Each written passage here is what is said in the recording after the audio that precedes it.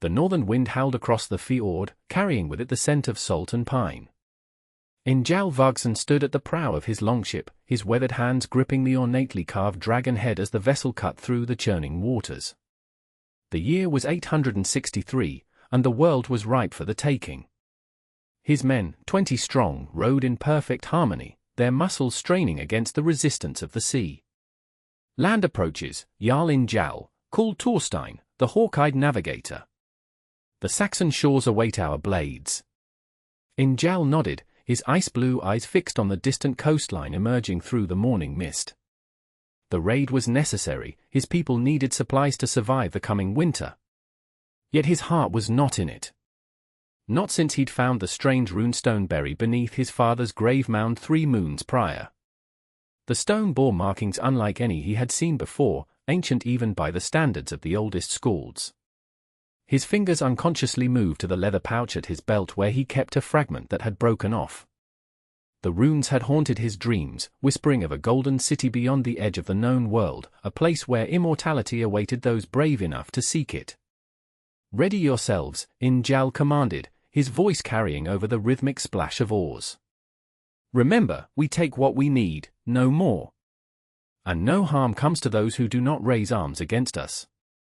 His men exchanged glances. Their Jarl had changed since his father's passing. Once, Njal had been as fierce as Thor himself, his axe always the first to draw blood. Now, he seemed distracted, his thoughts elsewhere even as they prepared for battle. The keel of the ship scraped against the shingle beach, and the warriors leaped into the shallow water, weapons drawn. Njal followed, his axe hanging loosely in his grip. The small Saxon settlement before them was already alive with activity, shouts of alarm rising as the villagers spotted the dragon ship. "For Odin," cried Hakon, the youngest of Njal's warriors, charging forward. They swept through the settlement like a storm, gathering grain, livestock, and metalwork. Njal directed his men with practiced efficiency, ensuring they took only what they could carry. As the chaos unfolded around him, his eyes were drawn to a small stone church at the edge of the village. Something pulled him toward it, the same inexplicable force that had led him to his father's runestone. Inside the dimly lit church, he found her. A woman with hair the color of autumn leaves, bent over an illuminated manuscript, refusing to flee despite the sounds of raid and ruin outside. She looked up as his shadow fell across the parchment, her green eyes meeting his without fear. "If you've come to kill me, Northman, make it quick," she said in halting Norse, surprising him. "I would rather die than watch you destroy this knowledge." Njal's eyes fell to the manuscript. Among the Latin text and Christian imagery, he saw something that made his heart stop, a symbol identical to one of the runes on his stone fragment. "Where did you learn this?" he demanded, pointing to the symbol. The woman, Myrna Zephyr's daughter, he would later learn, regarded him with suspicion. "It is from an ancient text, predating even your pagan gods. Why does a Viking raider concern himself with scholarly matters?" Before Njal could respond, Thorstein appeared at the doorway. "Jarl, the men have gathered what we need." Saxon warriors approached from the south. "Go," Njal commanded. "Prepare the ship." As Thorstein departed, Njal made a decision that would alter the course of his fate. He seized Myrna's arm. "You're coming with me." "I will not," she protested, struggling against his grip. "The knowledge you possess may be worth more than all the silver in Miklagard," Njal said. "You will be treated with honor on my oath as a son of Varg the Unyielding." Against her will, Myrna found herself dragged from the church and onto the longship, the manuscript clutched tightly against her chest. As the vessel pushed off from shore, she watched her home recede into the distance, tears streaming down her face. Little did she know that her abduction would be the beginning of a journey that would unite their destinies, unlock ancient secrets, and lead them both on a quest for the legendary city of Askilda, the golden city of the gods. 3 moons had passed since Njal had taken Myrna from her homeland. 3 moons of icy silence, broken only when she was forced to communicate about the runes. They were now in Njal's longhouse in the settlement of Ravnsfjord, a coastal village nestled between towering mountains and the vast northern sea. Myrna had learned much in her captivity. The Northmen were not the mindless brutes depicted by Christian monks.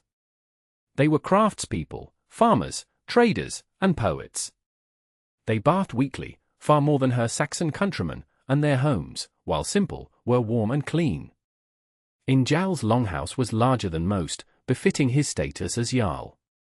Shields adorned the walls, interspersed with tapestries depicting the exploits of gods and heroes. A central hearth provided warmth and light, while smoke escaped through a hole in the thatched roof. At night, Njal's people gathered to share stories and mead, their laughter echoing in the firelight. Myrna slept in a small alcove, separated from the main hall by a curtain. Though technically a captive, she was treated with respect. Njal had kept his oath. No one dared touch her, and she was given food and clothing appropriate to her status. This evening, as snow fell heavily outside, Myrna sat cross-legged on a bearskin, the manuscript open before her, alongside the fragment of Njal's runestone. The Jarl himself sat opposite her, his expression intense as she traced the symbols with her finger. "This sequence," she said, pointing to a row of markings, "appears in both. It speaks of a golden city beyond the western sea, where the sun meets the earth." "Askilda," Njal murmured. "My father spoke of it in his dying breath." Myrna looked up, curiosity overcoming her resentment. "Why is this city so important to you?" Njal was silent for a long moment, the firelight casting deep shadows across his face. His blonde hair, braided at the temples in warrior fashion, gleamed like gold. "My father was cursed by a Finnish witch," he finally said. "His wounds would not heal, his strength faded like mist. Before he died, he told me of a dream, the golden city where no sickness could touch him, where death itself was conquered. He believed the runestone would lead the way." "And you believe this fairy tale?" Myrna asked skeptically. Njal's eyes hardened. "I believe in the wisdom of my ancestors. I believe in the power of the gods. And I have seen enough in this world to know that there are mysteries beyond Christian understanding." Before Myrna could respond, the door to the longhouse burst open, admitting a flurry of snow and a tall, broad-shouldered man whose red beard was crusted with ice. "Gunnar," Njal said, rising to his feet. "What brings you through such weather?" "Ironhand ships have been sighted to the north," Gunnar reported, stamping snow from his boots. "3 vessels, heavily manned." Njal's expression darkened. "So, the blood feud continues." Myrna looked between them, confusion evident on her face. "Ironhand was my father's sworn enemy," Njal explained, noticing her look. "He claims my father stole land that rightfully belonged to his family. The feud has lasted 3 generations. And now he comes to raid your village?" Myrna asked. "No," Njal said grimly. "He comes for me. The last of my father's line." That night, as the village prepared for possible attack, Myrna found herself unable to sleep. The manuscript lay open beside her, its pages illuminated by a single candle. The symbol that matched Njal's runestone was part of a larger text, describing a journey west beyond the known lands, to a place where the gods walked among men. A soft sound drew her attention. Njal stood at the entrance to her alcove, his massive frame silhouetted against the dying firelight of the main hall. "You should rest," he said. "If Orm attacks, we may need to flee quickly." "Why do you care what happens to me?" Myrna challenged. "I am merely a tool to help you find your mythical city." Njal stepped closer, his expression unreadable. "Is that what you think?" "What else should I think? You tore me from my home, from everything I knew." "Your home was a place of ignorance," Njal said. "Your Christian brothers burn knowledge they do not understand, fear what they cannot control. Here, you are free to pursue wisdom." "Free?" Myrna laughed bitterly. "I am your prisoner." Njal knelt beside her, his voice dropping to a whisper. "No. You are under my protection." "There is a difference." Their eyes met in the candlelight, and something passed between them, a recognition, perhaps, that despite their differences, they were bound by a common quest for truth. The moment was shattered by the blast of a horn, 3 long notes that echoed across the fjord. "They're here," Njal said, rising swiftly. "Stay inside," no matter what you hear." He strode from the alcove, calling for his weapons. Outside, the village erupted into activity as warriors prepared to defend their homes and families. Myrna clutched the manuscript to her chest, her heart pounding. For the first time since her abduction, she realized she feared not for herself, but for the man who had taken her, the Viking Jarl whose obsession with ancient runes had inexplicably begun to entwine with her own destiny. The battle raged through the night. From her alcove, Myrna heard the clash of steel, the war cries of men, and the prayers of women. By dawn, the attackers had been repelled, but at great cost. 5 of Njal's warriors lay dead, including young Hakon, whose enthusiasm for battle had always reminded Njal of himself in younger days. As the villagers tended to the wounded and prepared the dead for their journey to Valhalla, Myrna ventured outside for the first time since the attack began. The snow was stained crimson in patches, and smoke rose from a burning storehouse. She found Njal standing over Hakon's body, the young man's weapons arranged carefully at his side. "He died well," Njal said without looking up. Sword in hand, facing his enemy. "The Valkyries will welcome him to Odin's hall." Myrna remained silent, knowing no words could ease his grief. In her months among the Northmen, she had come to understand the importance they placed on an honorable death. To die in battle was the greatest glory a warrior could achieve. Orm escaped, Njal continued, his voice tight with anger. "He will return with more men, more ships. This is not over." "Then perhaps we should not be here when he returns," Myrna suggested. Njal looked at her sharply. "We?" "The runes," she said, meeting his gaze steadily. "They speak of a journey west, beyond the edge of the world. If Askilda exists, that is where we will find it." For the first time since she had known him, Njal smiled, a genuine smile that transformed his stern features. "You believe, then?" Myrna hesitated. "I believe there is truth behind the legends. Whether it is the truth you seek, I cannot say." That evening, as Hakon and the other fallen warriors were given to the flames of their funeral pyres, Njal announced his decision to the village. He would take his longship west, following the path revealed by the runes, in search of Askilda. Any who wished to join him could do so, the rest would remain under Gunnar's leadership. "It is madness," declared Sigrid, the village Volva, her wrinkled face stern beneath her hood of black fox fur. "The western sea has no end. You sail to your doom, Njal Vargson." "Then I will greet doom with open arms," Njal replied, his voice carrying across the gathered crowd. "Better that than waiting for Orm's axe to find my neck." The preparations took a fortnight. Njal's longship, the Sea Wolf, was provisioned with dried meat, fish, cheese, and barrels of fresh water. 14 warriors chose to accompany him, along with 2 experienced navigators. Myrna was given her own small chest for the manuscript and her few possessions. On the day of their departure, as the village gathered at the shore to bid them farewell, Sigrid approached Myrna, pressing something into her hand. It was a small amulet carved from whalebone, depicting the face of a woman. "Freya watches over travelers and lovers," the old woman said enigmatically. "You will need her blessing before the journey ends." Before Myrna could ask what she meant, Sigrid had moved on, now standing before Njal. The Volva reached up, touching his forehead with fingers stained blue with woad. "The runes have chosen you, son of Varg," she said, her voice carrying an otherworldly quality. "But beware, knowledge comes at a price, and the gods are jealous of their secrets." Njal accepted her blessing with a respectful nod, then turned to board the Sea Wolf. Myrna followed, feeling the eyes of the village upon her, the Saxon captive who had somehow become essential to their Jarl's quest. As the ship glided away from the shore, propelled by sail and oar, Myrna stood at the stern, watching Ravensfjord recede into the distance. Beside her, Njal gazed forward, toward the horizon and whatever fate awaited them beyond it. "Are you afraid?" she asked quietly. "Only a fool feels no fear," Njal replied. "But fear must never rule a warrior's heart. The Norns have woven our fates, we can only follow the threads." Myrna's hand closed around the amulet Sigrid had given her, feeling its smooth contours against her palm. "In my faith, we believe God gives us the power to choose our own destiny. Njal considered this. Perhaps our gods are not so different after all. Odin sacrificed himself to himself, hanging from Yggdrasil for 9 days to gain the wisdom of the runes.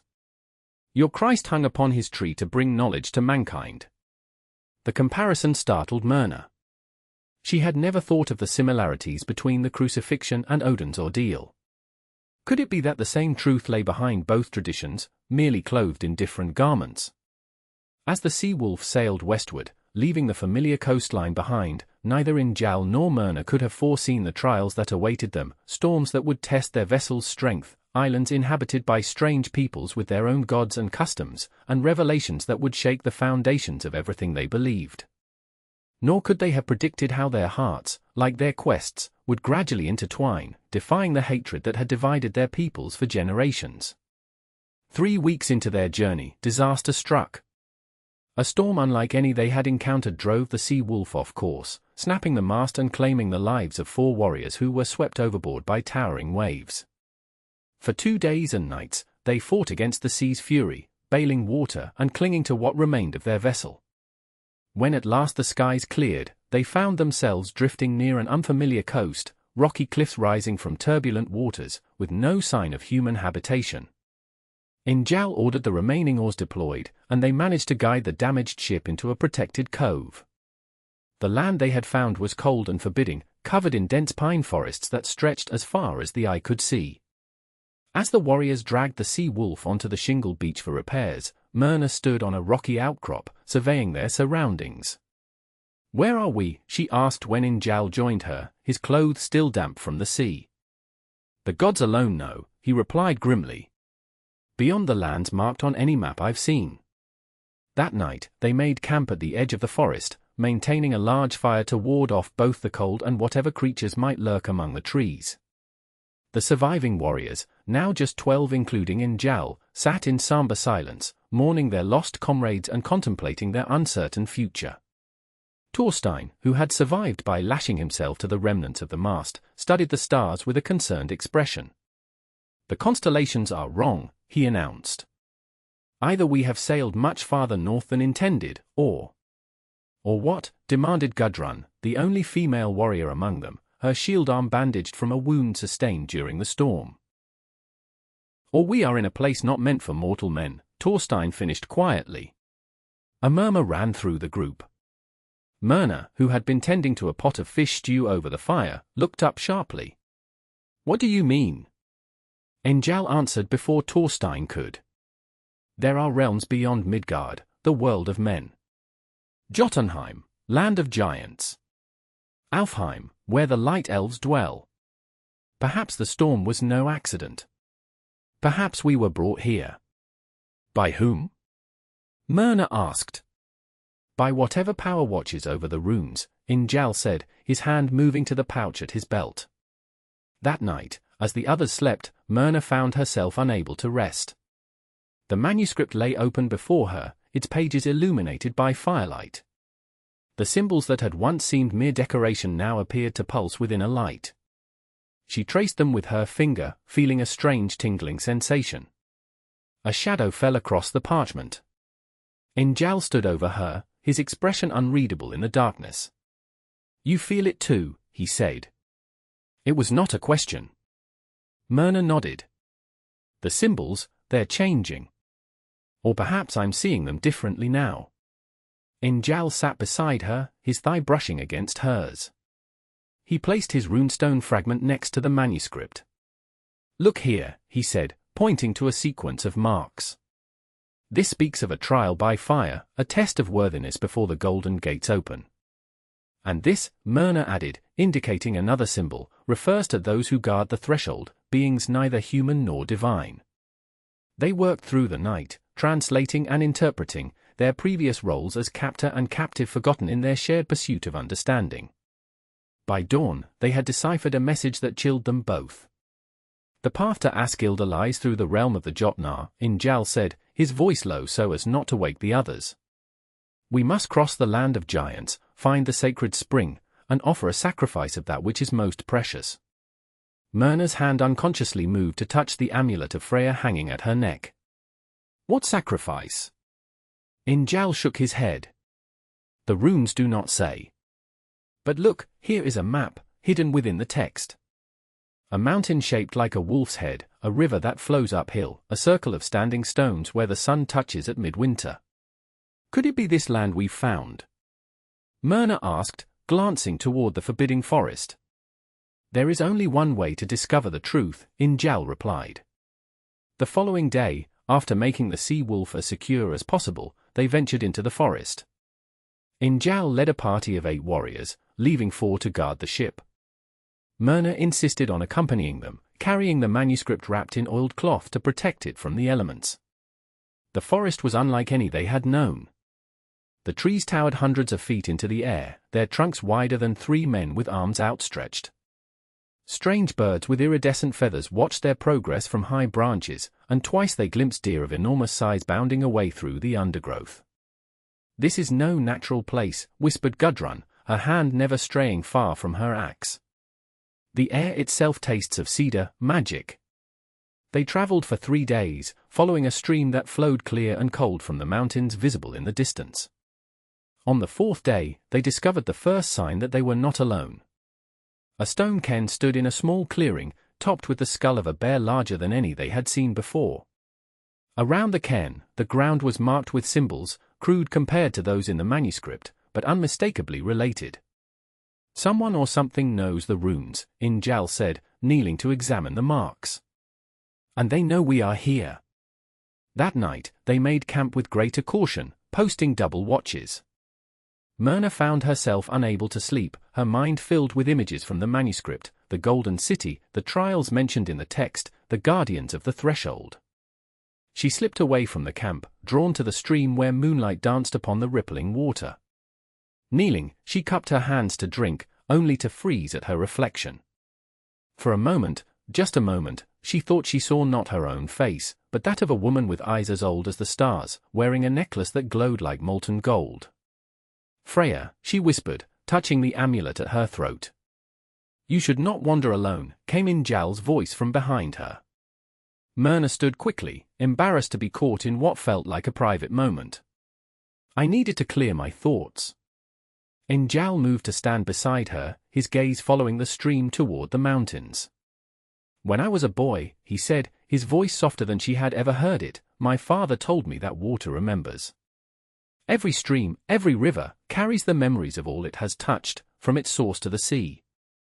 "That's a beautiful thought," Myrna replied, surprised by this poetic side of the warrior. "He also said that a man's fate is like water, it finds its own level, no matter the obstacles in its path." Njal turned to face her. "I believe our meeting was no accident, Saxon. The stream of my fate and yours have joined, flowing together toward Askilda." Myrna felt a warmth spread through her that had nothing to do with the mild night air. "And if this golden city does not exist? If it is merely a legend? Then we will have journeyed together," Njal said simply.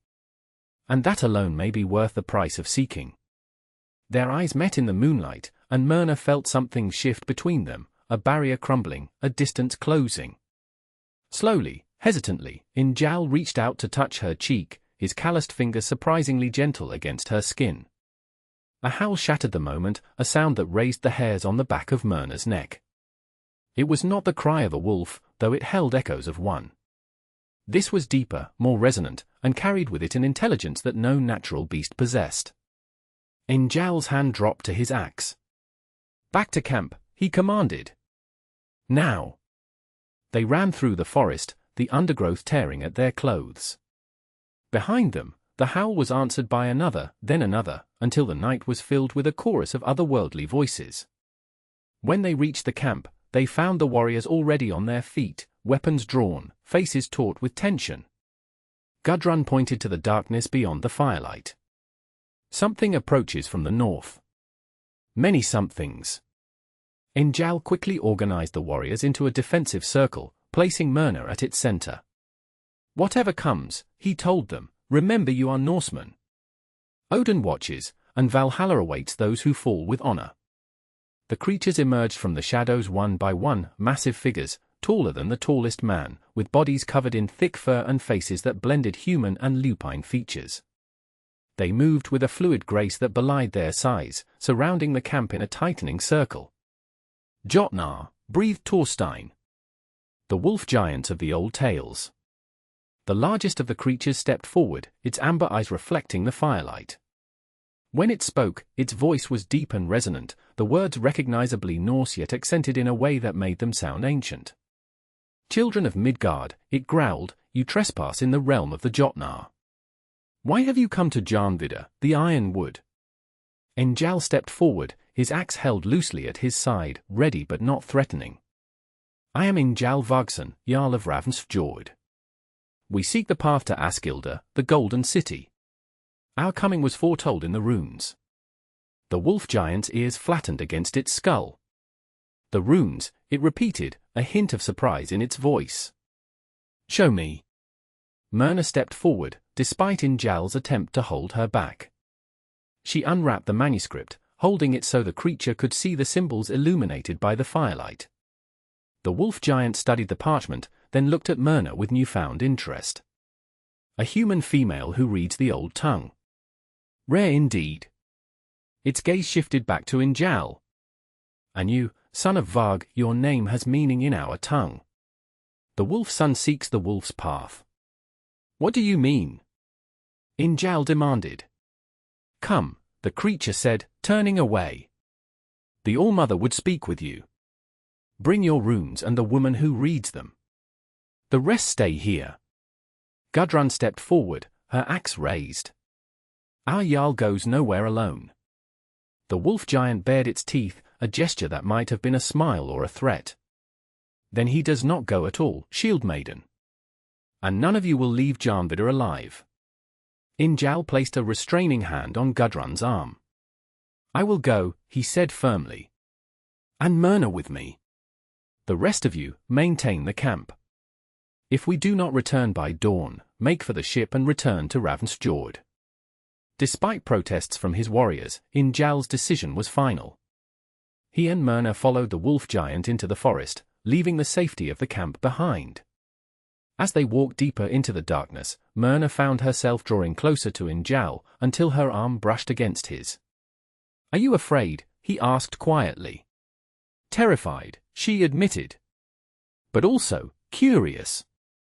These creatures know of the Golden City. They may hold the key to finding it. Njal's hand found hers in the darkness, his fingers intertwining with her own. Whatever awaits us, he said, we face it together. Together, they followed their monstrous guide toward an unknown destination, the manuscript clutched tightly under Myrna's arm, and the future uncertain as the shadowy path before them. The wolf giant led them for hours through the darkness, following paths invisible to human eyes. Eventually, they arrived at the base of a towering cliff face, where a narrow fissure opened into the rock. Their guide motioned for them to enter. The All-Mother awaits within, it growled. Speak truth in her presence, or your bones will join those of other liars who sought Askilda. With no choice but to proceed, Njal and Myrna entered the fissure, which widened into a tunnel illuminated by strange fungi that glowed with an eerie blue light. The air grew warmer as they descended, carrying the scent of earth and ancient things. The tunnel eventually opened into a vast cavern, its ceiling lost in darkness above. At its center burned a fire of unusual color, flames that shifted from gold to green to purple as they watched. Behind this fire sat the most extraordinary being either of them had ever beheld. She appeared at first glance to be an elderly woman of enormous size, seated upon a throne carved from a single massive stalagmite. Yet as they approached, her features seemed to shift, sometimes human, sometimes lupine, sometimes ageless and terrible in their beauty. Her eyes, however, remained constant, amber orbs that held the wisdom and cruelty of millennia. Approach, seekers, her voice boomed throughout the cavern. Let me look upon those who disturb my realm in search of Askilda. Njal and Myrna stepped forward, stopping at the edge of the fire pit. The heat was intense, though not unbearable. I am Angroda, the giantess announced. Mother of monsters, first witch of Jarnvidr, and guardian of the western path. Why do you seek the Golden City? Njal spoke without hesitation. My father was cursed to die a straw death, withering in his bed rather than falling in battle. Before he passed, he spoke of Askilda, where no sickness touches mortal flesh, where death comes only by choice. I seek this place to understand the power that might have saved him. Angeroda's gaze was penetrating. Truth, but not the whole truth, she said. There is more in your heart, wolf's son. Njal's jaw tightened, but he continued. I seek knowledge. The wisdom that my ancestors found worthy of preserving in stone. And you? The giantess turned her unnerving stare on Myrna. What does a Christian scholar seek in the realm of pagan gods? Myrna swallowed hard before answering. I began this journey as a captive, but I continue it by choice. The runes speak of knowledge beyond human understanding, of mysteries that transcend the boundaries between faiths. I wish to learn the truth behind the symbols. Angeroda studied them both for a long moment. Interesting, she finally said. Most who seek Askilda come for gold, for immortality, for power. You seek knowledge. Perhaps that is why the runes led you here. She rose from her throne, towering over them. Her form seemed to flicker in the firelight, sometimes appearing as an ancient crone, sometimes as a wolf walking on hind legs, sometimes as a beautiful woman of inhuman proportions. The path to Askilda is not meant for mortals, she continued, circling the fire pit. It was sealed long ago, when the golden folk retreated from the greed of mankind. Yet the runes have chosen you, and I am bound by ancient pact to test those so chosen. What test must we face? Njal asked. Angeroda smiled, revealing teeth too sharp for a human mouth. 3 trials await you.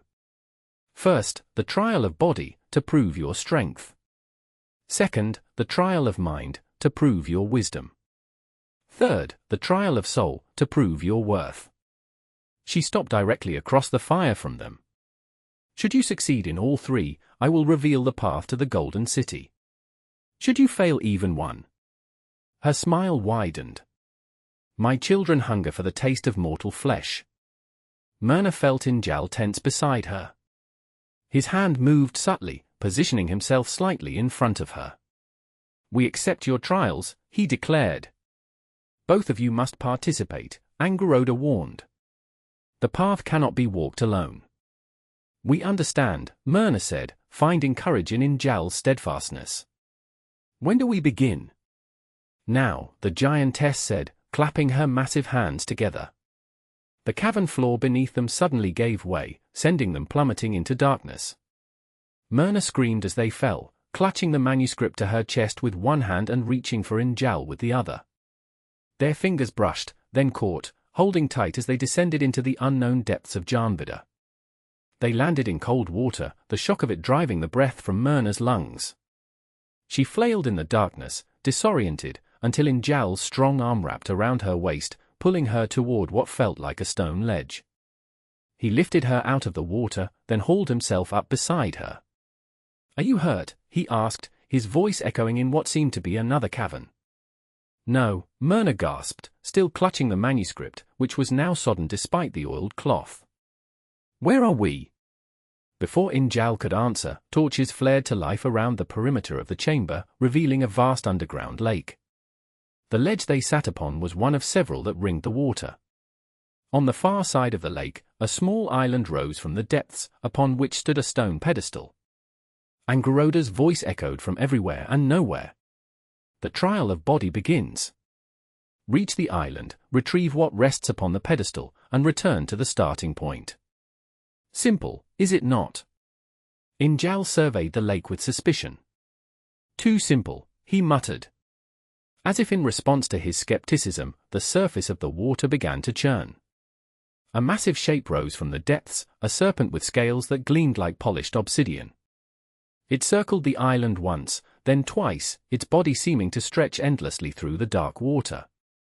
Jormungandr, Myrna whispered, recognizing the creature from Norse tales. The Midgard serpent. Not the world serpent itself, Njal corrected grimly, but one of its kin, surely. The serpent's head rose above the water, fixing them with eyes like molten gold. Its forked tongue flicked out, tasting the air. I hope you are a strong swimmer, Saxon, Njal said, beginning to remove his heavier outer garments. Myrna did the same, stripping down to her light undertunic and leggings. She wrapped the manuscript as best she could and secured it to her back with leather straps from her belt. "We swim together," Njal instructed. "Stay close to me." They entered the water cautiously. It was cold but not unbearably so, and surprisingly clear. They could see the serpent's massive coils moving beneath the surface, patrolling the boundaries of its domain. They swam steadily toward the island, keeping a wary eye on the creature. For a while, it seemed content to observe them, matching their progress with lazy undulations of its enormous body. Halfway to their destination, the serpent's behavior changed. It dove deeper, then angled toward them with frightening speed. "Dive!" Njal shouted, pulling Myrna down just as the serpent's head sliced through the water where they had been. They swam deeper, the pressure building in Myrna's ears. The serpent pursued, its sinuous body twisting through the water with unnatural grace. Njal pulled Myrna behind a submerged rock formation as the creature shot past. They surfaced briefly for air, then continued toward the island. The serpent, having lost them momentarily, circled in tightening spirals, searching. There, Njal pointed to a narrow channel between two rock outcroppings near the island. "We can use that for cover." They dove again, swimming hard for the channel. The serpent sensed their movement and gave chase, its massive jaws opening to reveal rows of needle-like teeth. Myrna felt its presence behind them, an immense pressure pushing through the water. With a desperate surge, she and Njal reached the channel and squeezed through the narrow gap. The serpent struck the rock, unable to follow, its frustrated hiss audible even underwater. They surfaced on the other side, gasping for breath. The island was now just a short swim away. They reached it quickly and dragged themselves onto its rocky shore. At the center of the island stood the pedestal, upon which rested a small object that gleamed golden in the torchlight. Njal approached cautiously, wary of traps. When he reached the pedestal, he laughed, a sound of genuine surprise. "What is it?" Myrna asked, joining him. "A key," Njal said, lifting the object. It was indeed a key, crafted of what appeared to be solid gold, its shaft inscribed with runes similar to those on his stone fragment. "The first piece of the puzzle," Myrna breathed. "But now we must return, past the serpent." They studied the lake, watching the creature's movements. It had positioned itself between them and their starting point, its massive body coiled like a spring, ready to strike. "We need a distraction," Njal said, scanning the island for anything useful. Myrna's eyes fell on a collection of loose stones near the shore. "These might help," she suggested. "If we throw them far from our intended path." Njal nodded in understanding. They gathered as many stones as they could carry, then positioned themselves at the edge of the water. "I'll throw first," Njal said. "When the serpent moves to investigate, we swim, not directly back, but at an angle, toward those stalactites hanging from the ceiling. We can use them for cover, then double back." The plan worked initially. Njal's powerful throw sent stones splashing far across the lake, and the serpent darted toward the disturbance. They entered the water quickly and swam hard toward the stalactites. Halfway there, the serpent realized the deception. It turned with frightening speed, cutting through the water directly toward them. "Faster!" Njal urged, his powerful strokes pulling him slightly ahead of Myrna. The serpent gained on them with every passing moment. Myrna could feel the pressure wave of its approach, pushing her forward. The stalactites were just ahead, but the creature would reach them first. In that moment, Njal made a decision. He stopped swimming forward and turned to face the oncoming monster. As Myrna reached the stalactites, she looked back to see him draw his hunting knife, a pathetically small weapon against such a creature. "Njal," she screamed. The serpent struck, jaws opening wide enough to swallow a man whole. But Njal dove at the last possible moment, slipping beneath the creature's chin. With all his strength, he drove his knife into the soft flesh of its throat and dragged the blade sideways. Black blood clouded the water as the serpent thrashed in pain and rage. Njal swam desperately toward Myrna, his face pale from the effort. They clung to the stalactites as the serpent's thrashing gradually subsided. It didn't die, such a wound could not kill a creature of its size, but it retreated to deeper water, unwilling to continue the hunt. "Are you mad?" Myrna demanded when they had caught their breath. "You could have been killed." Njal's smile was grim. "Better me than you. The manuscript must reach Askilda, even if I do not." His words stunned Myrna into silence. She had not realized until that moment how deeply Njal was committed to their quest, committed enough to sacrifice himself if necessary. They completed their swim back to the starting point without further incident. As they dragged themselves onto the ledge, exhausted but triumphant, Angeroda's voice filled the cavern once more. "The trial of body is past," she announced. "You have shown courage and cunning. But physical strength alone will not open the path to Askilda." The torches around the cavern extinguished simultaneously, plunging them into complete darkness. When light returned moments later, they found themselves in an entirely different chamber, a circular room whose walls were covered in runes and symbols from floor to ceiling. In the center stood a stone table, upon which was carved a complex pattern. "The trial of mind awaits," Angeroda's voice echoed. "Solve the puzzle before the sand runs out, or remain here forever." A column of sand began to pour from the ceiling into a glass vessel on one side of the table. By Myrna's estimation, they had perhaps an hour before it filled completely. She and Njal approached the table cautiously. The pattern carved into its surface was a maze of interconnected lines and symbols, with small indentations at various points. "It's a map," Njal realized. "A representation of Jarnvidda and the lands beyond." Myrna nodded, studying the symbols. "And these indentations, they're meant to hold something." Her eyes widened in realization. "The key! It's part of the puzzle." Njal placed the golden key on the table, and they began the painstaking work of deciphering the maze. Myrna's knowledge of the manuscript symbols proved invaluable, while Njal's understanding of Norse cosmology helped them identify landmarks on the map. As the sand continued to fall, they worked together with growing urgency. The key, they discovered, could be placed in any of the indentations, revealing different pathways through the maze depending on its position. "It's not just a map," Myrna said as understanding dawned. "It's a representation of the 9 realms. Look, here is Midgard, here Asgard, here Jotunheim.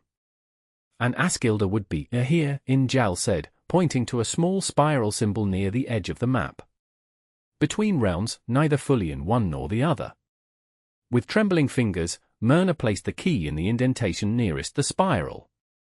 It fit perfectly, and a series of lines on the map began to glow with a soft golden light, tracing a path from their current location to the Golden City. "We've solved it," she exclaimed. But the sand continued to fall, now more than half depleted. "There must be more to it," Njal said, studying the glowing path. "The trial isn't complete." Myrna examined the runes surrounding the map, translating as quickly as she could. "Here," she said, pointing to a sequence near the bottom.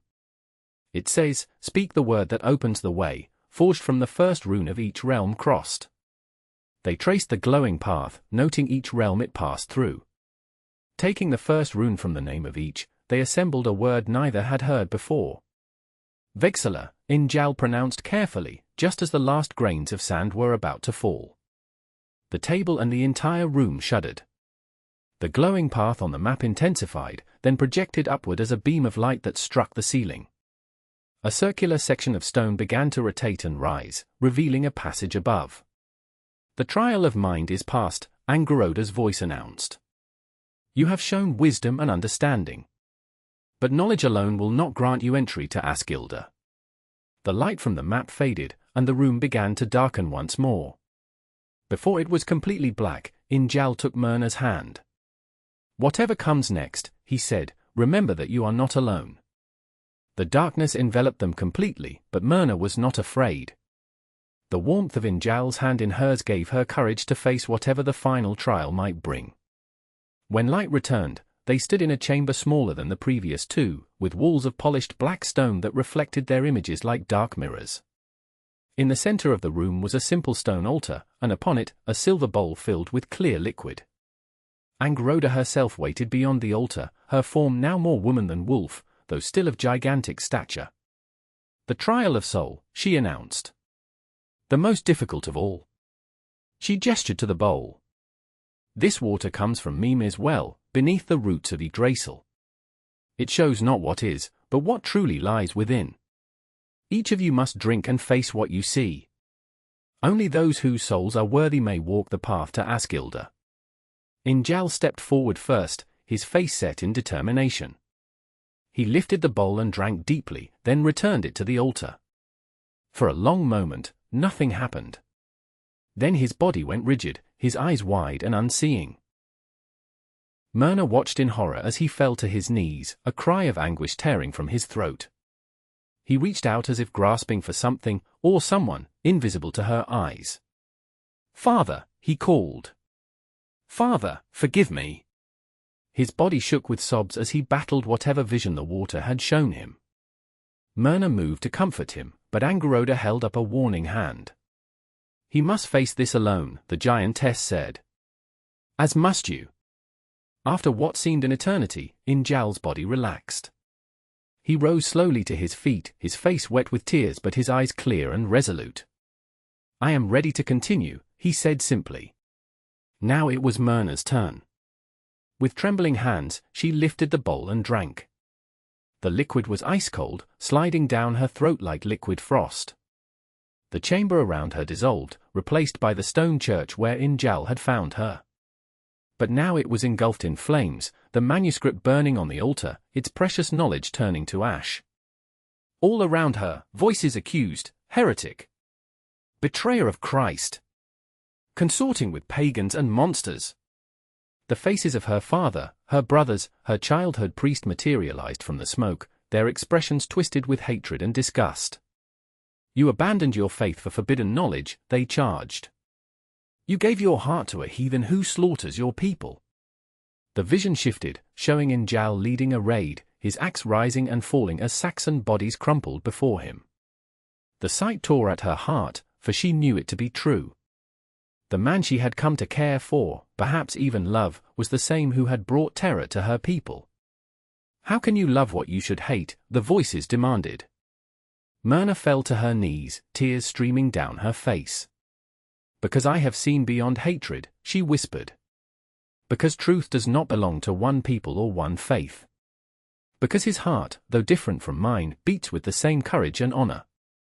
The vision wavered, then showed a new scene, Njal and herself standing before a city of golden spires, a child with his eyes and her hair held between them.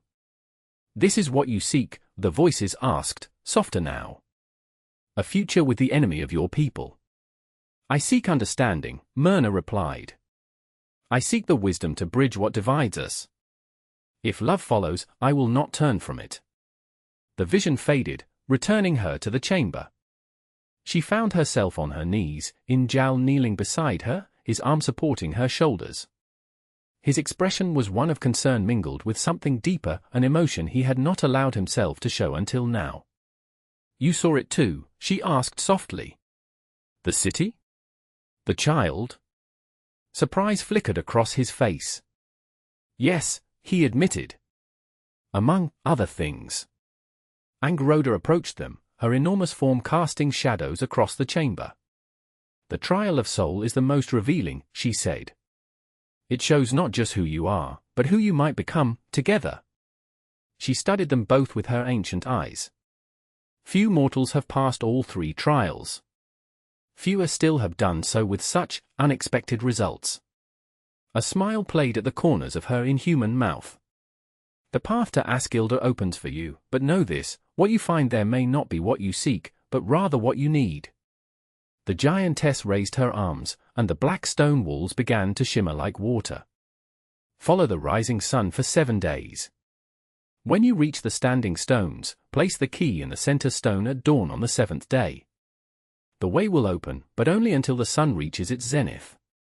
She fixed them with a final penetrating stare. "Choose wisely what you bring back from the Golden City. Some knowledge is too heavy a burden for mortal shoulders." With those words, the chamber dissolved around them.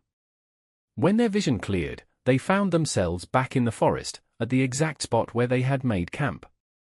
Their warriors rushed forward, weapons drawn, expressions of disbelief on their faces. "Jarl Njal! Lady Myrna!" Gudrun exclaimed. "You've returned! How long were we gone?" Njal asked, noting the position of the sun, now high in the sky. 3 days and nights, Thorstein replied. "We feared you lost to the wolf giants." Njal and Myrna exchanged glances. What had felt like hours in Engroda's realm had been days in the world of men. "Prepare to move," Njal ordered. We journey east, toward the rising sun.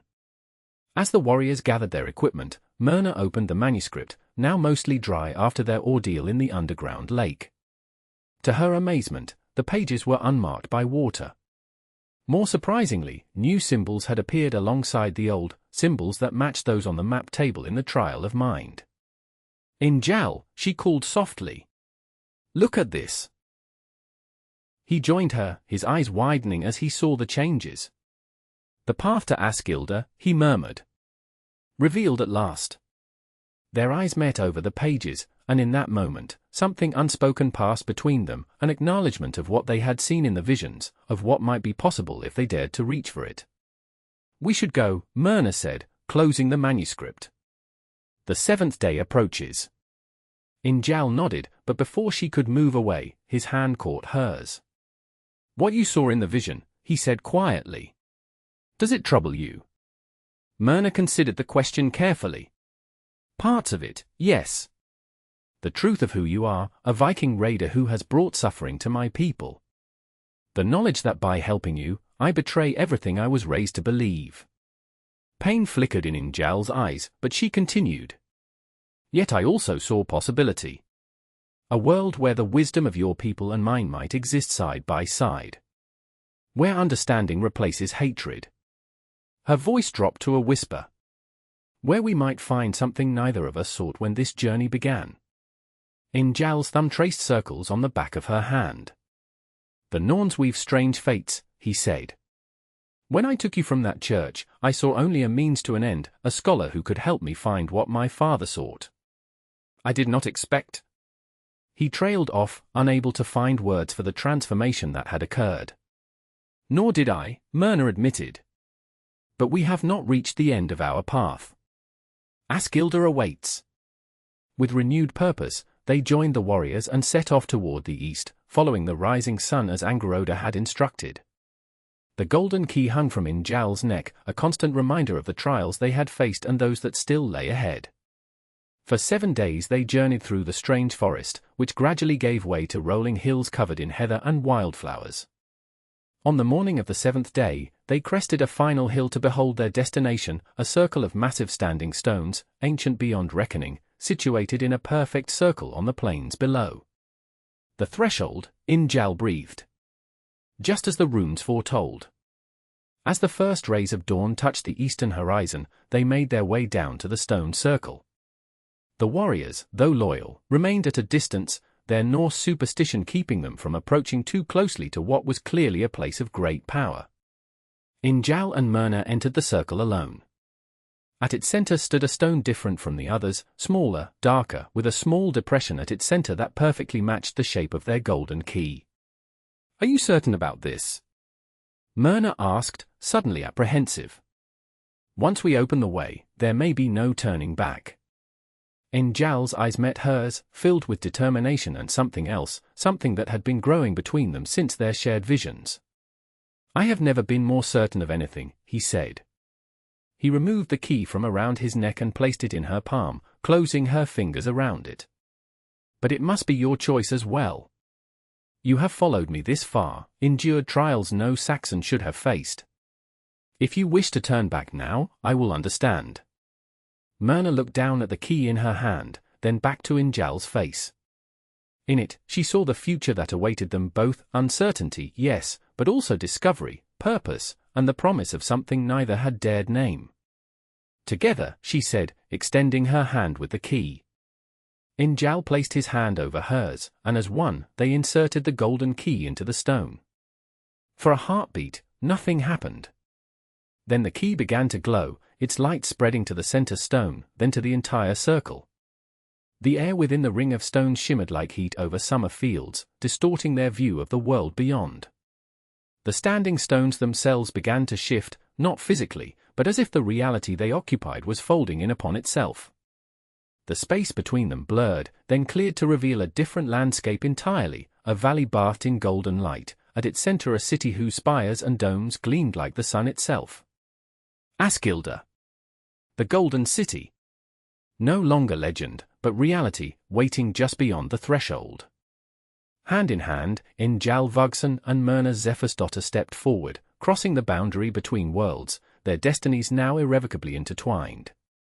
Behind them, the passage began to close, leaving their loyal warriors to return to Ravensfjord with tales of their Jarl who sailed beyond the edge of the world in search of ancient wisdom. What awaited them in the Golden City, what knowledge they would find, what price they would pay for it, and whether they would ever return to the world of men, became part of a different saga, one that would be told for generations to come in the firelit halls of the Northlands. For in the end, their greatest discovery was not the city itself, but the truth that had guided them there, that wisdom knows no boundaries of faith or culture, and that love, like the runes themselves, contains power beyond mortal understanding.